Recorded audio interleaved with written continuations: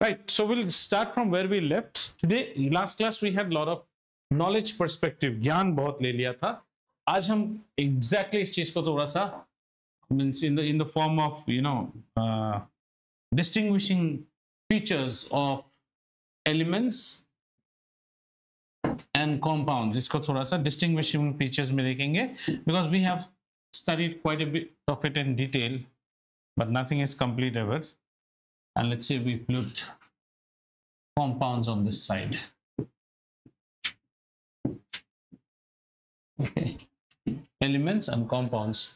Now the first thing is that both of them are pure substances, right? Both of them are pure substances. There is no doubt about it. They are forms of matter and they are pure form of matter. This is also a pure form. This is also a pure form. So what is an element? An element is made up of one kind of particle. An element is made up of one kind of particle, and this particle can be an atom or can also be a molecule. That is, elements can exist in atomic form as well as in molecular form. और अभी example देना बहुत जरूरी है. For example, oxygen. Oxygen is an element. Atom is O, molecule is O2. Copper. Copper exists only in atomic form. Nitrogen. Nitrogen exists in atom is N and the molecular form is N2. Okay, it consists of one type of particle. Now, what about compound? A compound is formed. This is formed when two or more elements chemically combine. And when we use the word chemically combine, what we are trying to say is that in this process there will be something which is known as a chemical change. There will be a chemical change. And what is a chemical change? A chemical change means always new substance, new properties.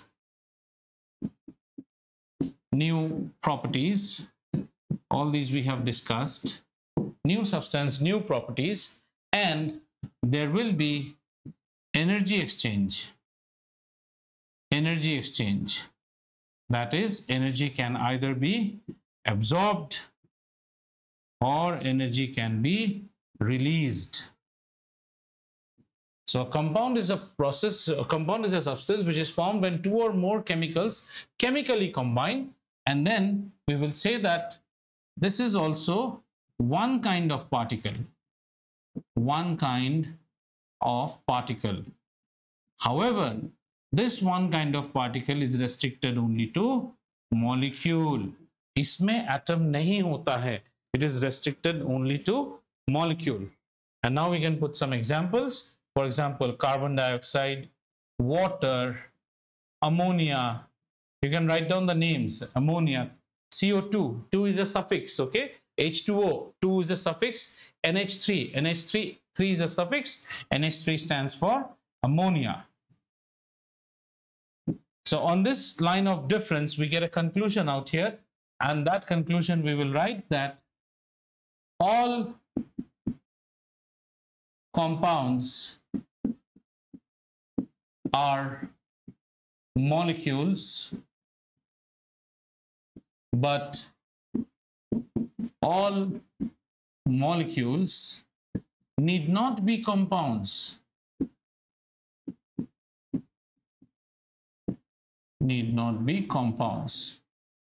Fine. Anything that you have not understood here, you can ask, okay? Elements are made up of one kind of particle. They are the building blocks of matter. Elements exist either in atomic form or in molecular form. For example, oxygen in atomic form is written as O, molecular form is O2. Compounds are formed when two or more elements chemically combine. Chemically combine means it's a chemical change. You'll get new substance with new properties, and in a chemical change, energy will always be either absorbed or it will be released. Either energy absorb करेगा या release करेगा, और इसे आप normal, जब हम elements or when we discuss about compounds versus mixture, we will study that at that time. Usual process से आप separate नहीं कर सकते.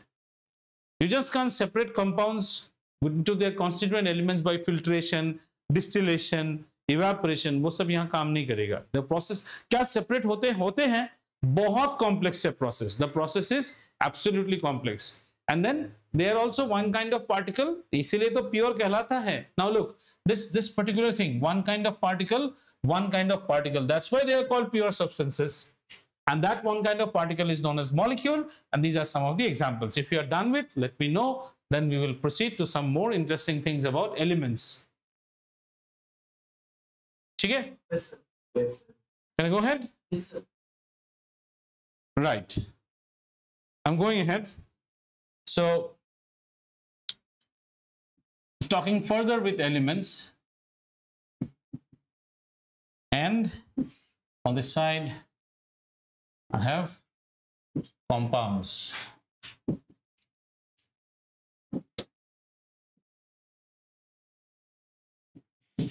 Compounds. Okay. Elements are represented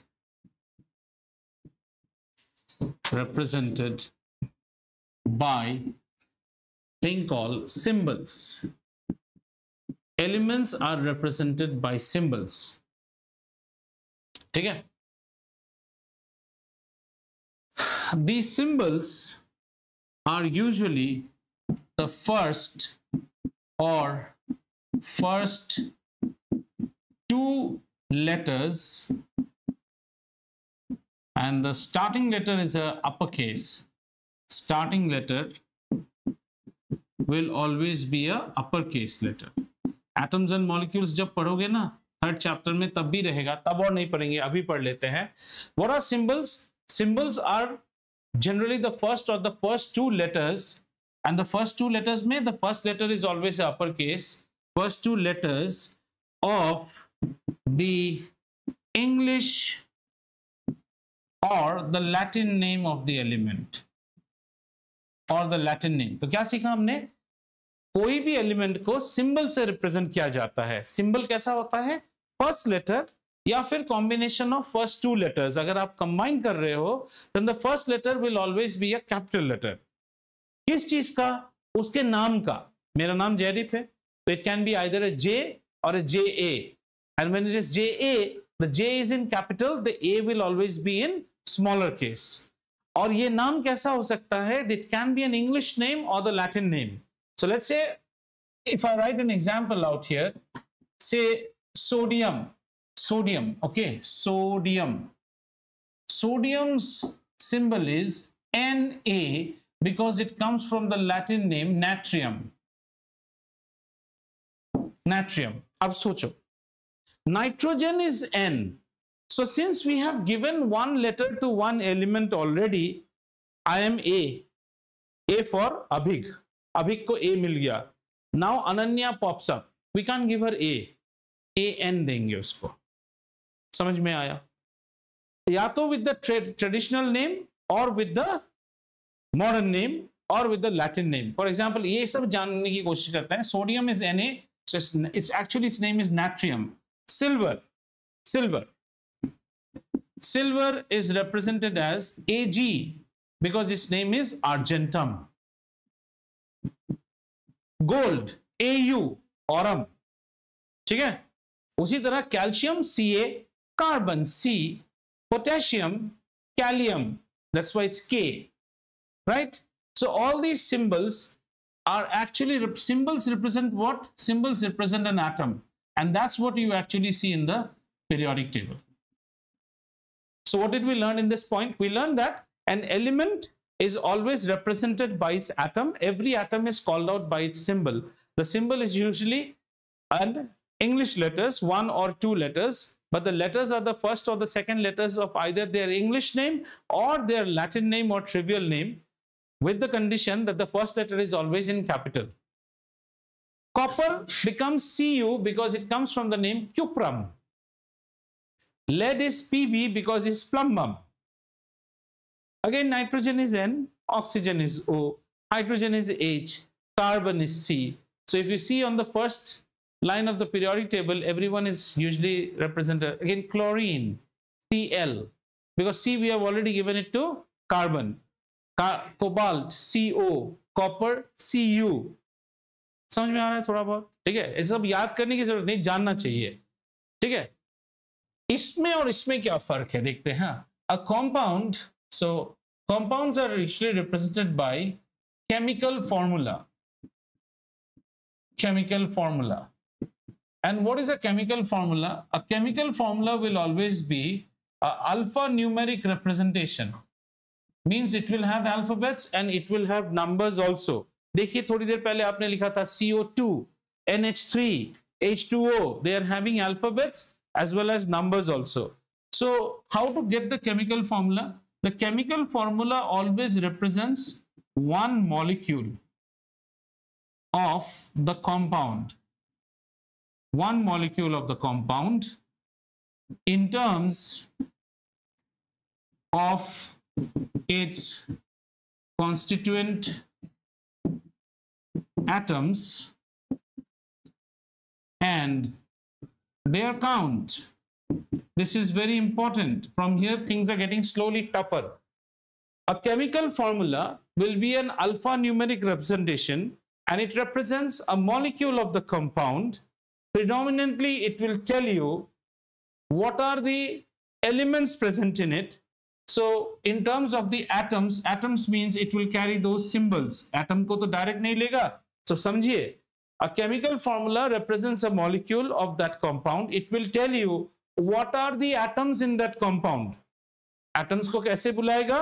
उनके symbols से और कितनी मात्रा में मौजूद है.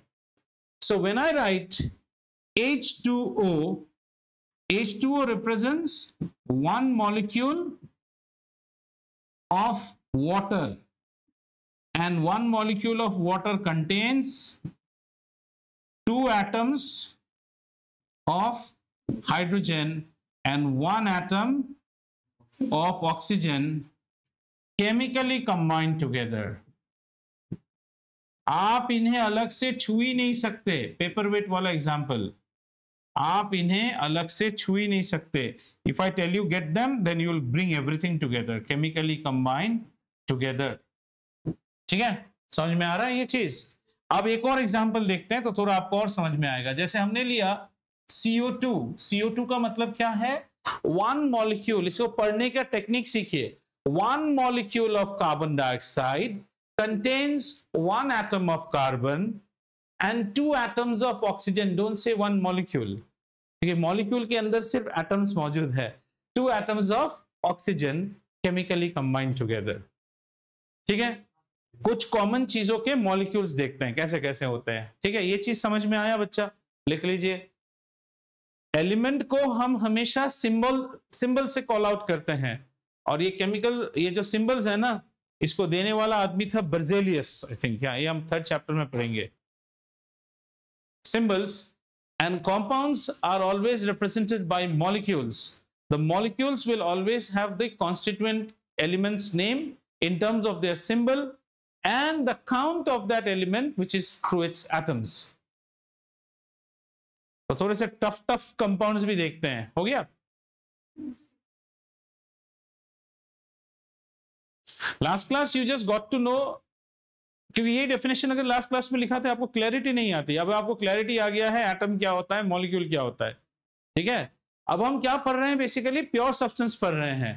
Pure substances are substances which are made up of one kind of particle. ऐसा one kind of particle, दो पार्टिकल हो सकते हैं, एटम या फिर मॉलिक्यूल. एटम एटम एटम है तो एलिमेंट है, मॉलिक्यूल मॉलिक्यूल मॉलिक्यूल है तो एलिमेंट भी हो सकता है, कंपाउंड भी हो सकता है. ठीक है ना? हम और डीपली गए. So we said that elements are represented either in atomic form or molecular. Compounds are always in molecular. This is a chemical change, a chemical combination of atoms. ठीक है? And then we said that they are represented by symbols. They are represented by chemical formulae. Chemical formula is like a recipe. 2 चम्मच चीनी. अगर चीनी बोल रहे हो तो कितना वो भी बोलना पड़ता है. कौन है, कितनी मात्रा में है, who all are there and in what count. Remember that. Okay, who all are there and in what count. आइए कुछ कंपाउंड्स के बारे में देखते हैं and let's see whether we are developing the what do you call the acumen to read compounds. Some examples of compounds. I hope by now you should be able to read. I think you should be able to read what is H2O, what is SO2, what is CO2. You may not know the name. What is NO2? Okay. What is CuO? Then what is MgO? देखते हैं, कोशिश करते हैं, ठीक है, नाम देखते हैं. H2O is water. That is your trivial name. Chemical name is dihydrogen oxide. O है ना. अच्छा, जब कोई एलिमेंट, सुनते जाइए, when an element comes alone, then the name always ends with ide, IDE. Oxygen was alone with hydrogen, oxide. Dihydrogen oxide, hydrogen oxide नहीं बोलूंगा, die, क्योंकि दो है. CO3 क्यों लिखा है? सॉरी, CO3 नहीं होता है बेटा, CO2 होता है. Sorry, CO2. कार्बन एक है, ऑक्सीजन दो है, कार्बन डाइऑक्साइड. ऑक्सीजन अकेला आएगा तो नाम क्या होगा? ऑक्साइड. क्लोरीन आएगा तो नाम क्या होगा? Chloride. Hydrogen chloride, KCN. Potassium cyanide, IDE. H2S. Hydrogen sulphide, इसको आइट नहीं बोलते हैं, आइड, अकेला है ना. So what is this? This is water, this is sulfur dioxide, this is carbon dioxide, this is NO2. Nitrogen dioxide, this is CuO, copper oxide, this is magnesium oxide. धीरे धीरे याद होता रहेगा, पर हमें पढ़ना आना चाहिए. What does this tell me? It tells me one molecule of water contains 2 atoms of hydrogen and 1 atom of oxygen. So this, I think this family now you will be able to read. You may not know the name of the compound, that's different. But if I ask you what is NO2, you will say one molecule of NO2 contains 1 atom of nitrogen and 2 atoms of oxygen chemically combined together. ठीक है, थोड़ा सा अलग class के compounds देखते हैं ताकि हमें नाम करना आता है कि नहीं देखते हैं. जैसे मान लीजिए आपके पास ऐसा एक कंपाउंड है,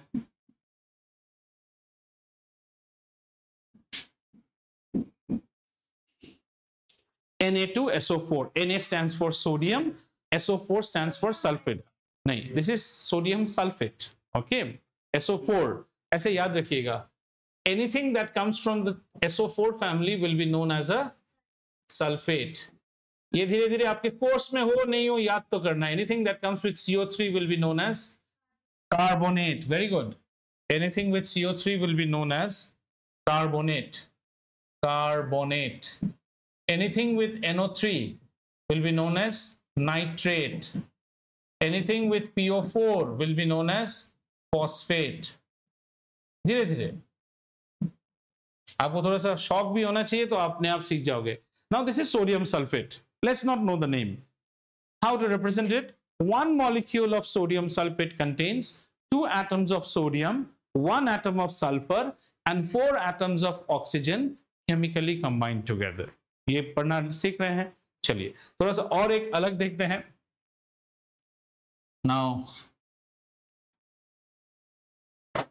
okay, let's see this. ये आपके लिए टफेस्ट होगा अभी. कोई बात नहीं, घबराना नहीं है, नाम मैं बताऊंगा. इसे कहते हैं हम aluminium sulphate. Okay, aluminium sulphate. Aluminium का सल्फेट सॉल्ट है. नहीं, डाई एल्यूमिनियम नहीं, एल्यूमिनियम सल्फेट बोलते हैं हम इसे. अच्छा चलिए, डाई बोलते हैं नॉन मेटल्स में. That you will not understand, that you will understand in chapter number 3. अब सीखते हैं कि ये इसको कैसे रीड करेंगे हम. ठीक है ना, इसे हम रीड करेंगे ऐसे. One molecule of Al2SO4 whole 3, we call it whole 3. Al2SO4 whole 3. ये जो 3 है ना, this is grandparents property. It will go to all the children.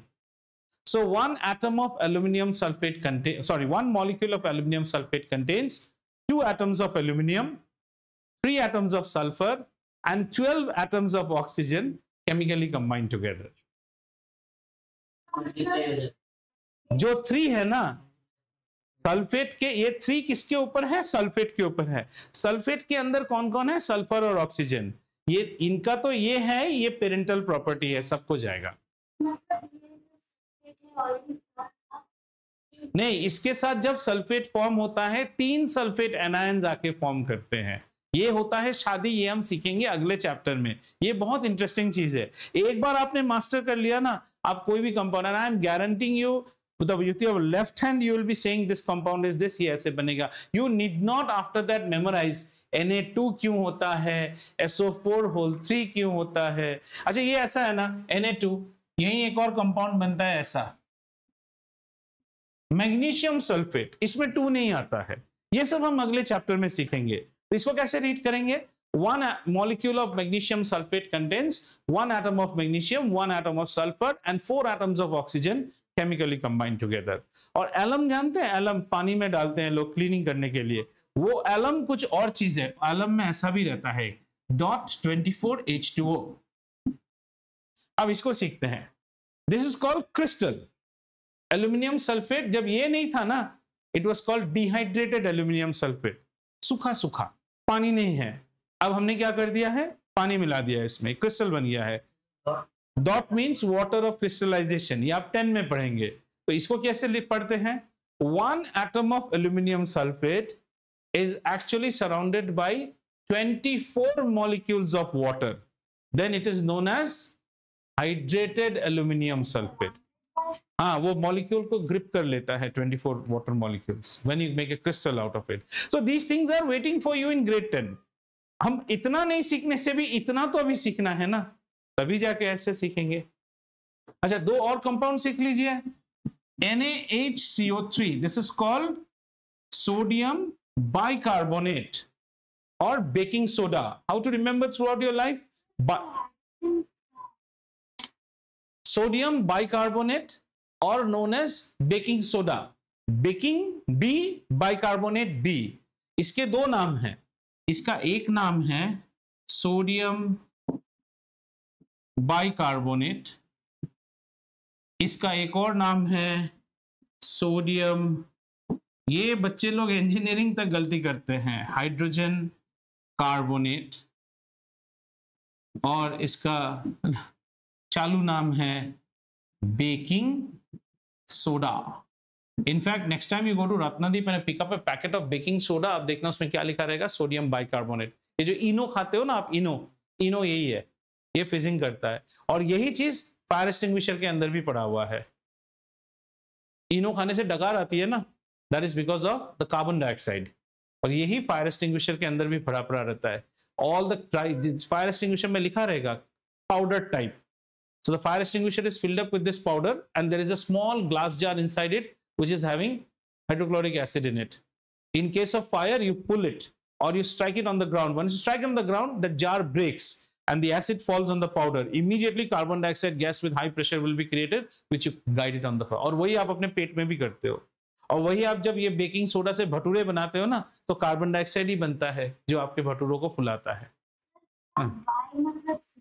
नहीं, बाई मतलब 2 होता है, but this by and this by is different. This is a bicarbonate. Now you can not concentrate because your knowledge is half. Don't concentrate on this, gulp it now. Now you will not understand what is bi. Bi does not mean 2 here.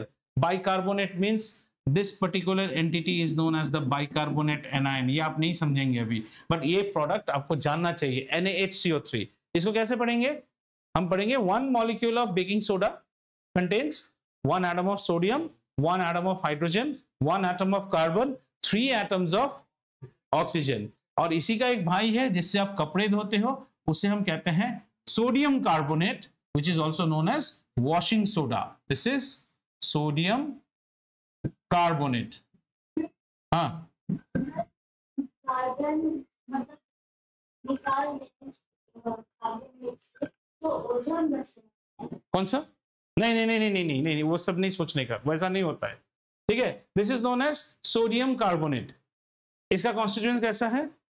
1 molecule of sodium carbonate contains 2 atoms of sodium, 1 atom of carbon and 3 atoms of oxygen chemically combined together। Clear है?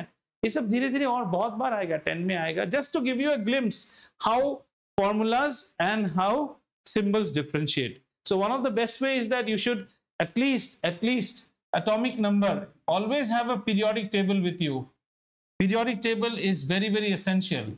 Atomic numbers for grade 9 and 10, at least from 1 to 20, you should know 1 to 20 के symbols क्या है आपको at least मालूम होना चाहिए. 1 to 20, 20 calcium होता है, 20 में खत्म हो जाए. Easy है. Hydrogen, helium, lithium, beryllium, boron, carbon, nitrogen, oxygen, fluorine, neon, beryllium, sulphur.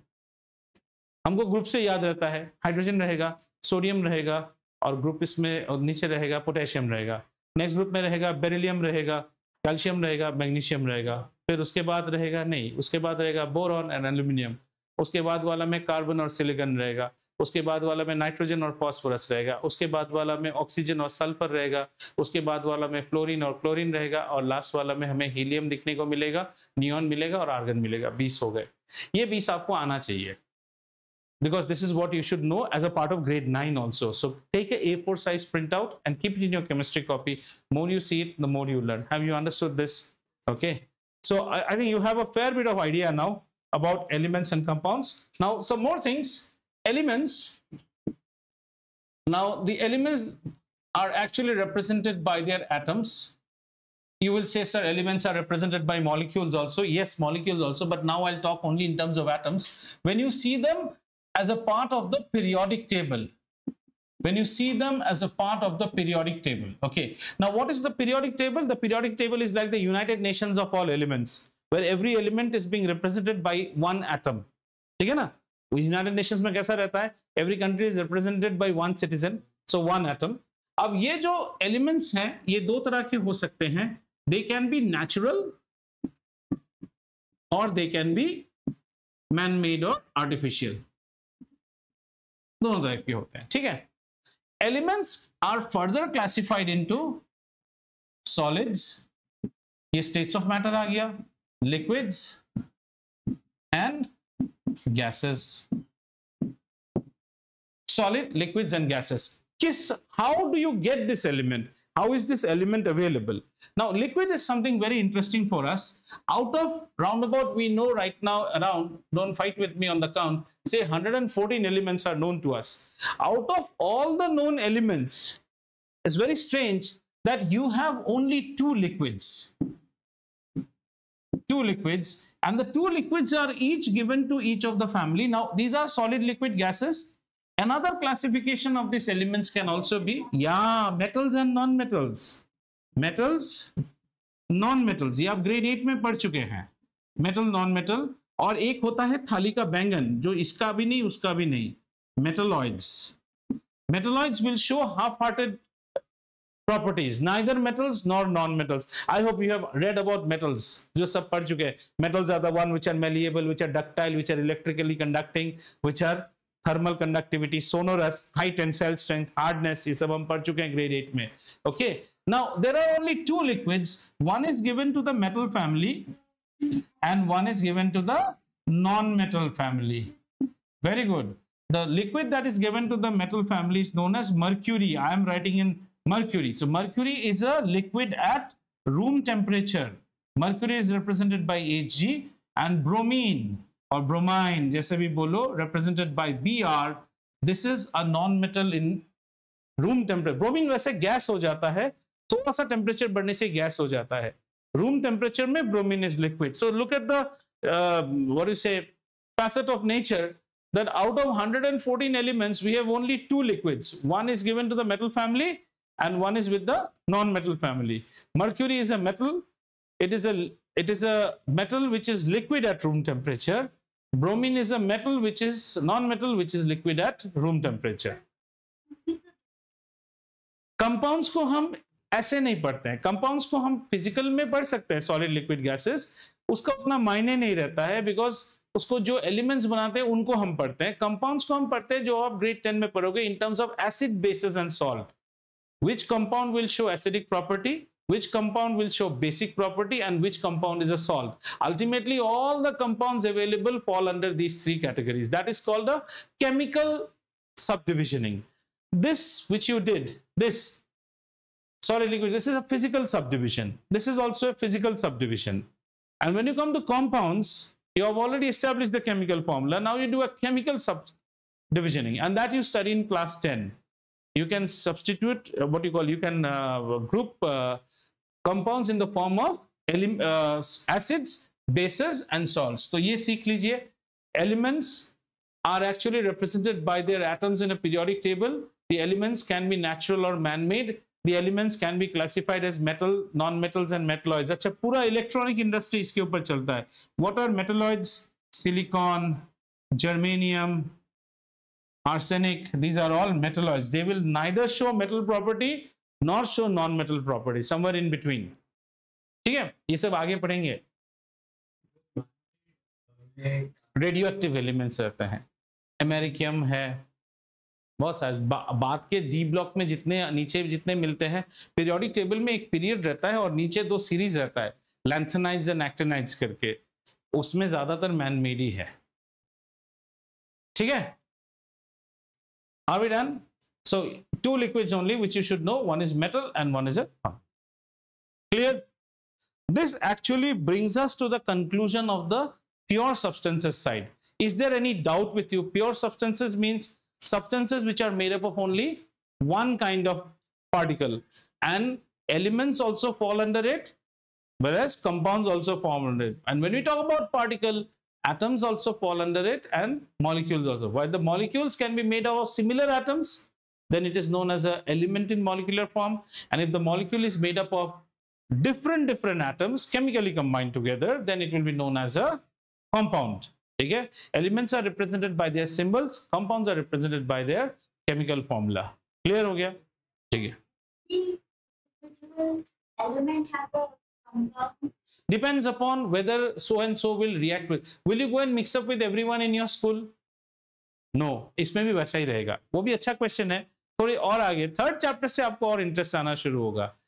सबके साथ कंपाउंड्स फॉर्म नहीं करते हैं. जैसे मेटल्स के कंपाउंड्स होते हैं. कौन नहीं होता है? मैग्नीशियम सल्फेट, मैग्नीशियम मेटल है.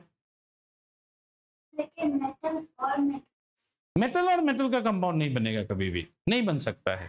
तो अभी आपके दिमाग में एक चीज आना चाहिए, ये मेटल के साथ क्यों कंपाउंड नहीं बनाता है? जरूर ऐसी कोई चीज होगी जो इसको चाहिए वो उसको भी चाहिए, दोनों के पास कुछ कॉमनैलिटी नहीं है. You make friendship with those people where your ideas match. If your ideas does not match, you will not make friendship. The same thing will happen here. But here, the thing is not ideas. There is something that we have to discuss. What is that thing which makes a sodium pair up with a chlorine to form sodium chloride? That you learn in 3rd chapter. धीरे से. ठीक है? आइए आगे चलते हैं. अब बात करते हैं थोड़े से मिक्सचर्स के ऊपर.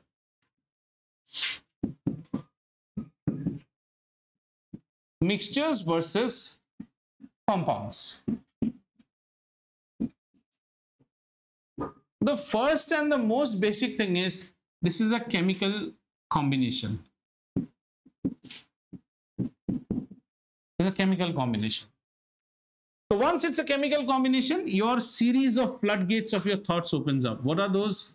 New substance, new properties. I'm writing it as NSNP. I hope you understand what is new substance, new property. Then what will be here? Here we will have energy. Energy can either be absorbed while this compound was formed, or energy was either released while this compound was formed. ठीक है? Cannot be separated.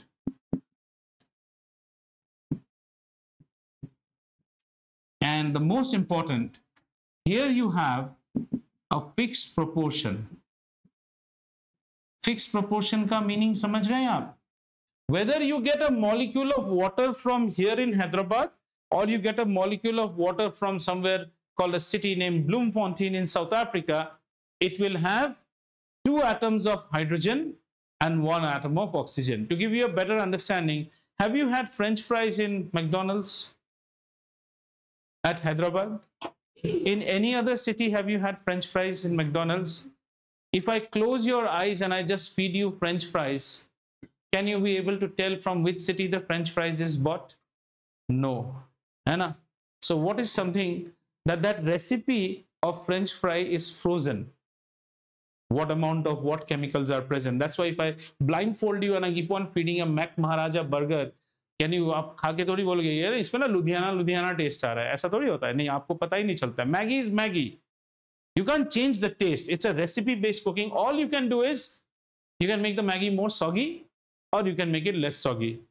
And if it is written that in one packet of Maggi you should add 2 tastemakers, that is 2 masala sachet, आपके और मेरे test में कोई फर्क नहीं आ सकता है. But when we cook biryani, which is an Indian cooking are ingredient based and process based. आपके बिरयानी और मेरे बिरयानी में सेम टेस्ट कभी आएगा ही नहीं. ये चीज है जो कंपाउंड में फिक्स प्रोपोर्शन बाय वेट, ये आप आगे पढ़ेंगे. जैसे if you want to make water, it is always H2O. You cannot have H3O as water. Understood?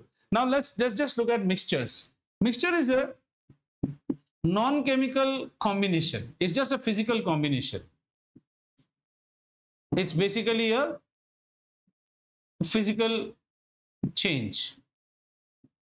Once it is physical change means there is no energy transaction. Obviously you can separate,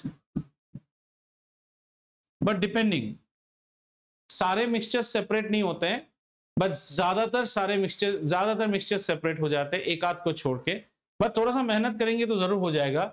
and the composition is always variable composition.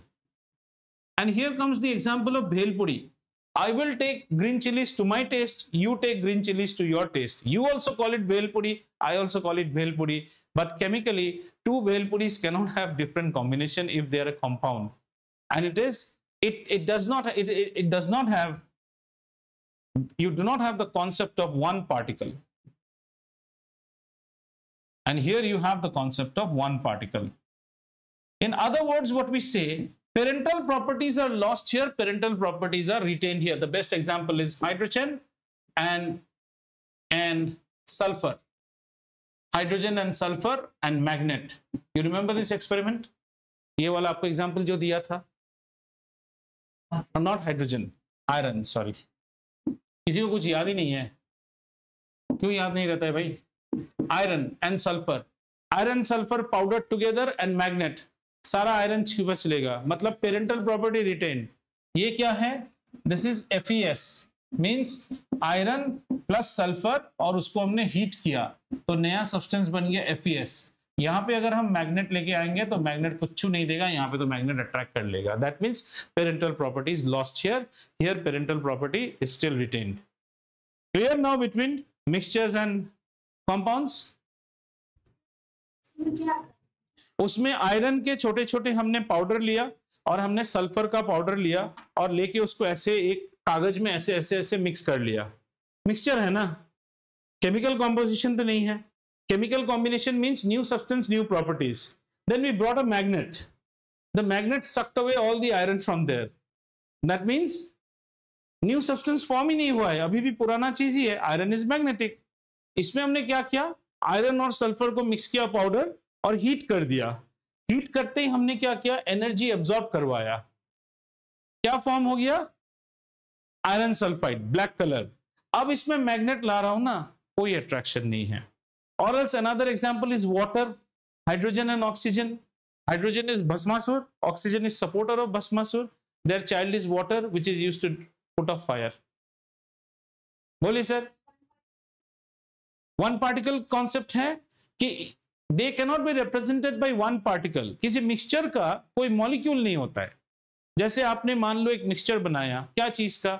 You mixed something called सम, इसको आपने mix किया है iron and sulphur. इसको आप chemically represent नहीं कर सकते हैं. आप इसको FeS नहीं बोल सकते हैं. दिस को FeS मतलब one particle, one molecule of FeS. ये मॉलिक्यूल कहलाने लायक ही नहीं है, क्योंकि मॉलिक्यूल कहलाने लायक होने से पहले आपको केमिकली कंबाइन होना चाहिए. आप तो कंबाइन हुए ही नहीं, फिर हम आपको मॉलिक्यूल का मेडल क्यों दे? तो इसको वन पार्टिकल कॉन्सेप्ट नहीं है. You can say that I had 5 molecules of bhelpuri. That's not possible. Mustard oil mixture है, मिल्क मिक्सचर है, मिल्क का कोई मॉलिक्यूल है?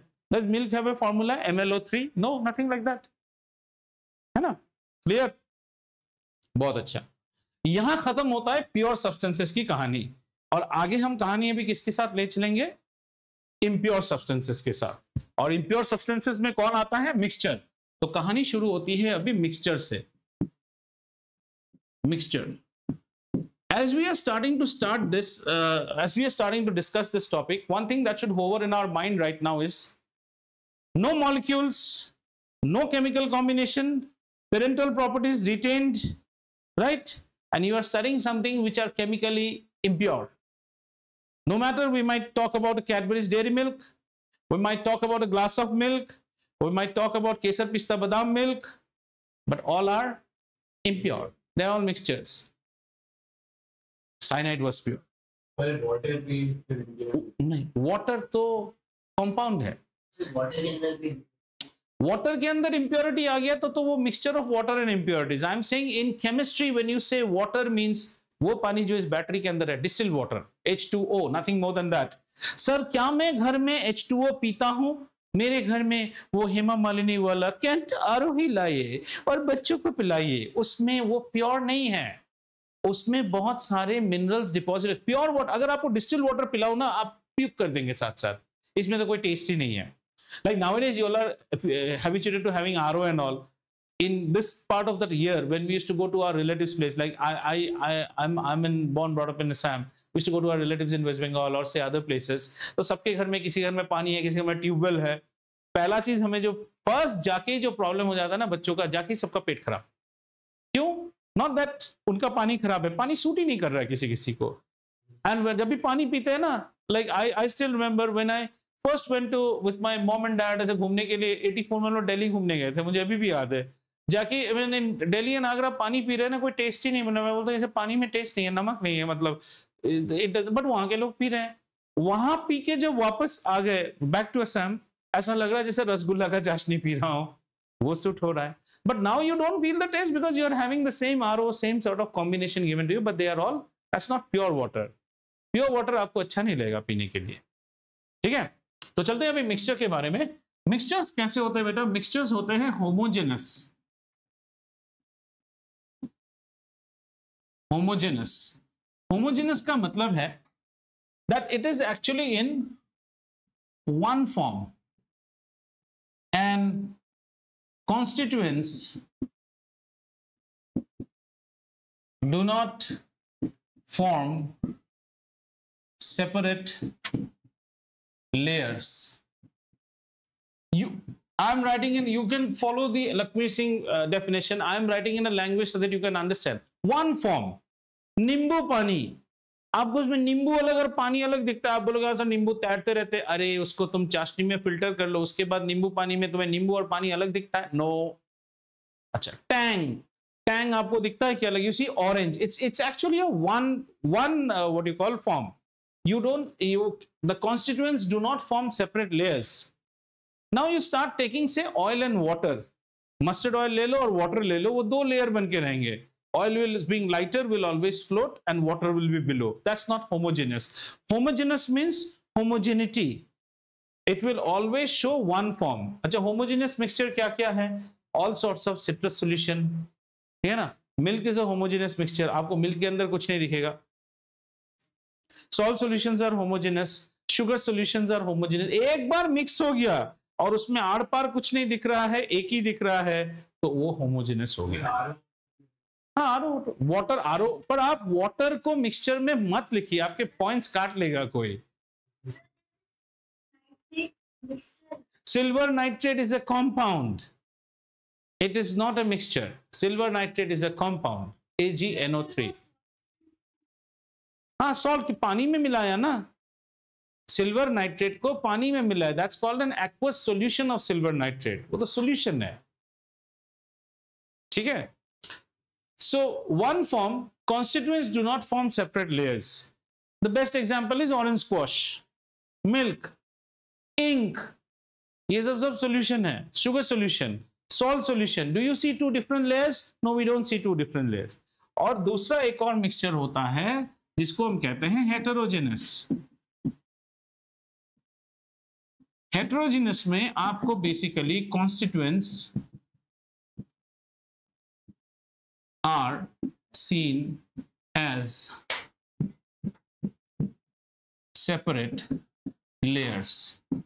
अब जो हमने मिल्क बोला ना, आगे चल के आप देखोगे मिल्क इज अ वेरी चालाक थिंग, उसको आगे पढ़ेंगे, ठीक है। Homogeneous mixtures and heterogeneous mixtures. Homogeneous mixture, heterogeneous mixtures are those in which the constituents can be clearly seen. Oil and water, corn flour and water. Corn flour, anybody, whoever has cooked Chinese dishes, Manchurians and all, last में हम क्या करते हैं, या cornflour का batter बनाते हैं। Cornflour को जैसे ही पानी में मिलाओगे वो थिक होके नीचे आ जाएगा, पानी ऊपर तैरते रहता है। मैदा एंड वाटर ये कभी मिक्स नहीं होते हैं, इनको हम क्या कहते हैं, हेट्रोजेनस मिक्सचर। घुट्टी मारो उसके बाद ये ट्रक अलग, दो अलग होके बैठा रहेगा, ठीक है। इसको और डिटेल में देखेंगे अभी। तो होमोजेनस हेट्रोजेनस आपको समझ में आया। अगर आपको ये समझ में आया तो आइए अब होमोजेनस के अंदर चलते हैं। Homogeneous mixture. तो what is a homogeneous mixture? A homogeneous mixture is that in which two or more substances are uniformly mixed, in which you see only one layer and substances cannot be distinguished with naked eye. आप अपने naked eye से उन्हें अलग से layers नहीं देखते हैं। homogeneous mixture दो तरीके के होते हैं बेटा, एक को हम कहते हैं solution और एक को हम कहते हैं alloy। पहले solution को देखते हैं। solution, यहां से सब कुछ easy to learn and easy to forget हो जाता है। solution, so what is a solution? अब देखो solution को कैसे define करना हो। a solution is a homogeneous mixture of two or more components। और जब मैंने homogeneous बोल दिया, please don't expect that I will again say where you can't see the layers. I've already said homogeneous. He is an Indian guy who holds the Indian passport and hails from a state which is under the political jurisdiction of the sovereign republic of India, guided by the constitution. I have told you na, he's an Indian citizen. Why are you asking me all this?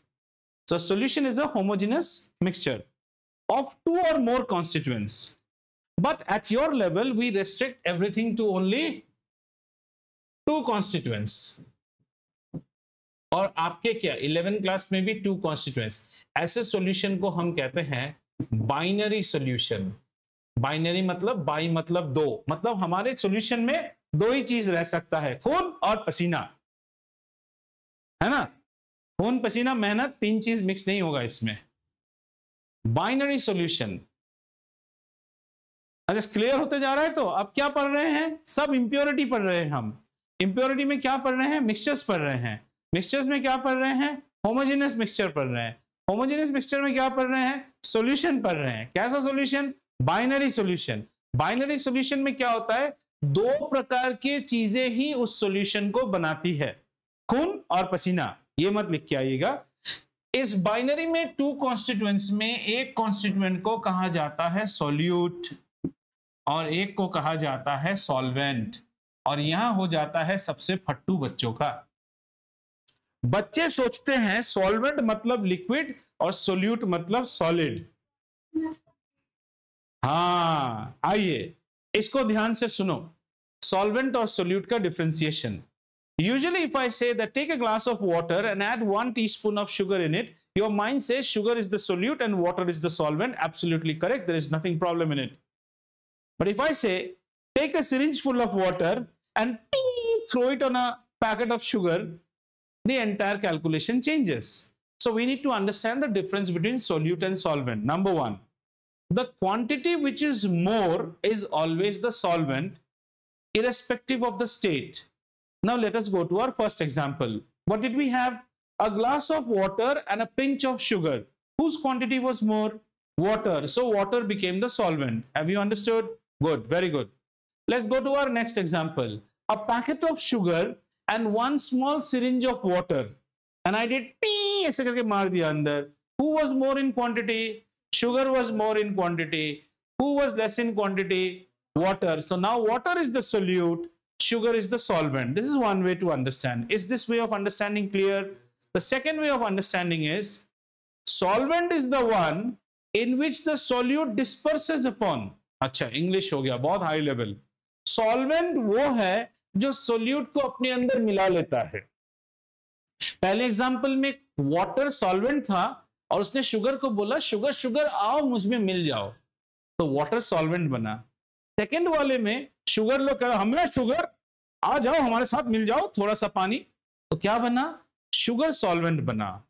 अब तीसरा, third way of understanding, mix करने से पहले अगर दो form अलग अलग दिखे, again sugar was solid, water was liquid, mix करने के बाद मिक्सचर का जो फॉर्म होगा, जो इंग्रेडिएंट वो फॉर्म में इनिशियली था वो सॉल्वेंट है। शायद नहीं समझे आप, सुनिए फिर से। मैंने दो इंग्रेडिएंट लाए, what are the ingredients? Sugar and water. Please don't say sugar and water, use say solid and liquid. दोनों को मिक्स कर दिया as per example 1। Resulting mixture का फॉर्म क्या है? लिक्विड। कौन लिक्विड फॉर्म में आया था? वाटर, तो वाटर सॉल्वेंट है। So what I am trying to say here, अगर इंग्रेडिएंट 1 एंड इंग्रेडिएंट 2 ये अगर सॉलिड है, ये अगर लिक्विड है, इनको मिलाने के बाद क्या बना? Mixture M। मिक्सचर M अगर S है ना, तो ये सॉल्वेंट है। अच्छा एग्जांपल देता हूं, बहुत सारा शुगर था, उसमें इस बच्ची ने जाके एक सिरिंज पानी मार दिया, रिजल्टिंग मिक्सचर का फॉर्म क्या रहेगा? सॉलिड ही, फिर शुगर बोलता है सॉलिड ही रहेगा, सॉलिड ही रहेगा। दोनों में कौन सॉलिड होके आया था? शुगर, शुगर सॉल्वेंट है। अब दूसरा एग्जांपल, एक ग्लास पानी आया था और एक चम्मच नमक आया था, मिला दिया, मिलाने के बाद जार का फॉर्म क्या है? लिक्विड। कौन लिक्विड होके आया था? Water, so water is the solvent. अब थर्ड क्वेश्चन, जो हम लोग अपने क्लास में सर को पूछते थे और सर बोलता था get out of the class, यही आप लोग नहीं पूछते हो, लेकिन उसमें हम लोगों ने कुछ सीखा भी, मजा लेते थे। सर अगर हम आधा ग्लास खून और आधा ग्लास पानी लेके आए तो क्या होगा? Sir used to get irritated because he knows that we are asking all खुराफाती questions. He used to say just shut up, बाहर निकल जाओ, मुर्गा बना दो, नहीं तो क्लास के जाके ऐसे खड़ा करा देता था। लेकिन उसमें हम लोग सर अगर आधा बोतल खून और आधा बोतल पानी दोनों को मिक्स कर दें, अब कौन सॉल्यूट और कौन solvent? Both take both form. Then sir used to call us after the period. He used to make us stand outside because we used to disturb his flow. सुनो बेटा, फिर बुझाते समझाते थे, अगर आप आधा ग्लास you have brought खून and आधा ग्लास पानी and you mix it, it will be a homogeneous mixture. खून और पानी मिक्स हो जाता है, लेकिन उसको हम क्या बोलेंगे? हम उसे किसी को भी सोल्यूट नहीं बोल सकते, किसी को भी सॉल्वेंट नहीं बोल सकते, क्योंकि दोनों इक्वल फॉर्म पे आए। It fails all the theories that you studied. Have you understood?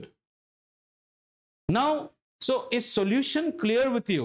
A solution is a homogeneous mixture which contains two or more constituents, but being the chota nanna bachchas of grade 9, we will be studying solution of only two constituents which are known as binary solution. A binary solution contains a solute and a solvent. A solute is the one which is less in quantity. A solvent is the one which is more in quantity. A solvent is the one in which the solute disperses into. जिसके साथ जाके गले मिल जाएगा वो solvent कहलाएगा। ठीक है, समझ में आया? इसके ऊपर हम कुछ कैलकुलेशंस भी करेंगे, जिसको हम कहते हैं कॉन्सेंट्रेशंस के लेके। अब जरा सा एलॉयज को जान लेते हैं। एलॉय क्या है? एलॉय भी एक तरह का होमोजेनियस सॉल्यूशन है of metals. Alloy is a homogeneous solution of metals, लेकिन इसका फाइनल रूप जो है ना वो है सॉलिड।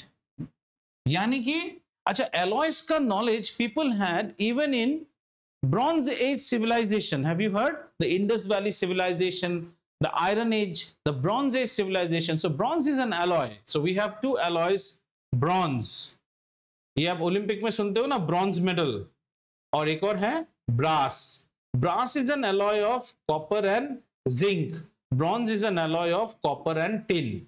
इसको हिंदी में बोलते हैं कांसा, कांस्य पदार्थ, इसको बोलते हैं पीतल। मूर्तियां इससे बनती है, पीतल के, brass. All puja saman are made out of this. That's why आप देखोगे किसी का बड़ा सा दीपक उपक निकालेंगे, खूब नींबू से घिस रहा है पूजा से पहले, चमकाना है ना इसको। Brass is an alloy of copper and zinc, very costly alloy, very costly alloy. इसमें और इसमें खासियत क्या है? मजेदार खासियत है। सॉल्यूशंस में सेपरेशन इज पॉसिबल। alloys में separation is not so easy. Not so easy क्या? Not possible. Alloys are solid solution. Steel is an alloy. Steel is not a compound. Steel is an alloy of iron and carbon. और अगर आपको उससे तलवार बनाना है तो आप vanadium add करोगे. And this was the metallurgy that has driven human being wild. If you get to see what you call a documentary on Netflix, do watch. This called the Ottoman. The Ottoman Turks करके आएगा. Ottoman and the Turks. Ottoman Empire को लेके बढ़िया है. Ottomans were the people जहां से cannon बनना शुरू हुआ. ये जो आप तोप देखते हो ना, धड़ाम से blast. I don't know how many of people know the story. They said that the walls of Constantinople in Rome cannot be broken. And the Ottomans attacked it so many times they could not break it. और last में जब break करता है, they break it only because they had cannons.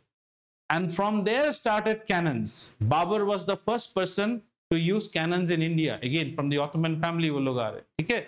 So Ottomans के पास वो जो cannon बनता था, तो the guy who used to work behind it, he was actually a Christian only. वो betray करने के लिए he leaked out that metallurgy, क्योंकि after doing so much of blast, that cannon used to explode. The metallurgy was not strong. So people had those knowledge in those days itself. That's a lovely documentary. Mahmoud will be actually, हम लोग यहाँ महमूद बोलते हैं, महमद बोलते हैं Europe में, and that is present day Turkey. Okay, so Mehmed was the person who actually broke the walls of Constantinople. And if you go by the story, then there's a lovely church out there which is called the Hagia Sophia, which is now converted into a mosque. So Hagia Sophia से उस time पे लोग कहते हैं उस रात को pink flames भी आ गया था, which shows that you will fall. The Roman Emperor will fall. And Constantinople के टाइम पे ये हुआ था. ठीक है, तो वहां से ये alloys का structure आता है. People wanted to make swords. People wanted to make barrels of cannon.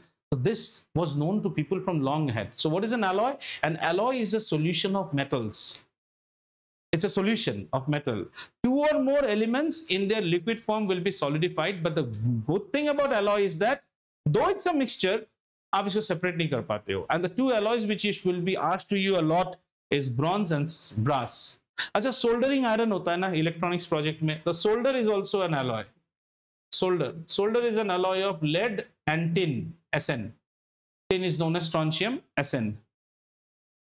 That's why they say solder करते वक्त फैन चलाना नहीं चाहिए, otherwise the solder gets bad. But अगर आप फैन नहीं चला रहे हो, the fumes that come out contain lead, which is cancerous. Lead is cancerous. ठीक है, क्लियर हुआ ये alloys. तो अब हमारा नेक्स्ट डिस्कशन जाएगा on solutions. And is this part clear? Then we come into a topic which is known as concentration of solution. आज इतना मतलब थोड़ा सा बेसिक बता के छोड़ेंगे. Concentration of solution, will not go into mechanical what is formula and all. Concentration का मतलब क्या है? सॉल्यूशन. तो अब इसको बेसिकली ऐसे देखेंगे. We have a glass and so we will have a solvent.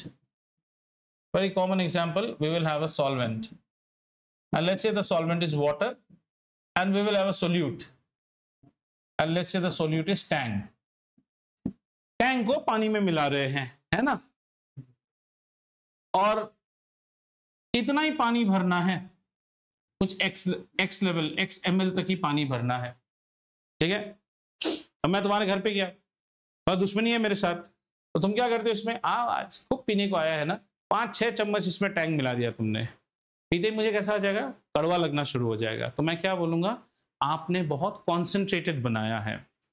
वहीं एक और स्टूडेंट के घर में गया, वो उल्टा ट्रीटमेंट देता है, इतना सारा पानी में वो पोटेशियम परमैंगनेट जैसे चुन्नू सा एक क्रिस्टल टैंक डालता है. जस्ट कलरेशन हुआ है, पीने को बिल्कुल फीका. उसने भी बदला ले लिया. उसको हम क्या कहेंगे? डाइल्यूट. अब जरा सोचिए, डाइल्यूट और कॉन्सेंट्रेट किसके बेसिस पे आप बोल रहे हो? Basis of solute on a measured solvent. अब ये वाला जो बच्चे ने शैतानी करके बनाया था ना, इसको अगर मैं और पानी मिला दूं तो ये डाइल्यूशन हो गया उसका. देयरफॉर वी से इतना सा सॉल्वेंट में कितना सोल्यूट प्रेजेंट है. ठीक है, तो हम लोग जब कॉन्सेंट्रेशन को मेजर करते हैं ना, कॉन्सेंट्रेशन ऑफ ए सॉल्यूशन, ये बड़ा स्टाइलिश है, सॉल्वेंट नहीं आता है, इसमें हम कहते हैं मास ऑफ सोल्यूट, बड़ा इजी है। अच्छा बच्चा, तेरा परसेंटेज एग्जाम में कैसे निकालते हो? Marks scored upon full marks multiplied by 100, that's your percentage. तो अगर हम इसका concentration is always measured as percentage, इसको हम बोलते हैं मास कॉन्सेंट्रेशन। तो मास कॉन्सेंट्रेशन कैसे देखते हैं? Mass of solute divided by mass of not solvent, हाँ सॉल्यूशन, ये गलती मत करना, मास ऑफ सॉल्यूशन। और फिर इसको हम किससे मल्टीप्लाई करते हैं? 100 से मल्टीप्लाई करते हैं।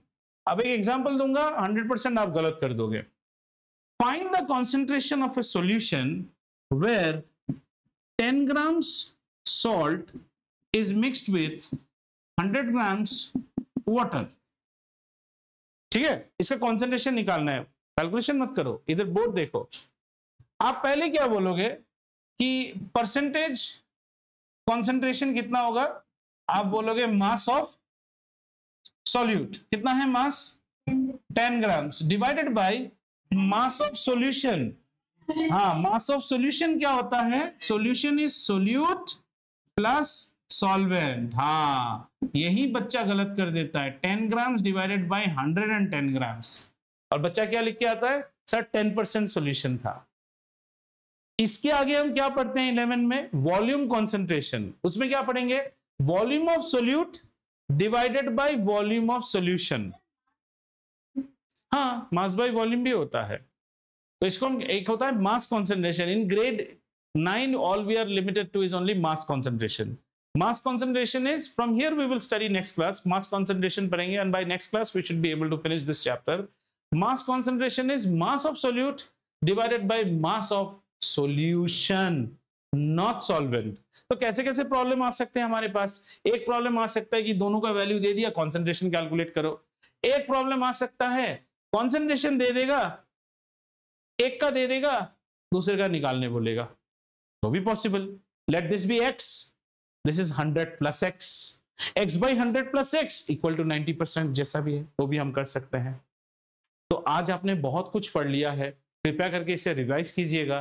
You have come down to solutions and you have, and please go by the definitions of your book. I write the definitions in simpler form so that you understand. और जो question अगर आप NCERT follow कर रहे हैं तो the NCERT's last part I have already taught in the first part, that is atoms, molecules, elements, compounds, and now we are going to solutions. ठीक है, चलो then. Any questions you can ask? If not, we can conclude.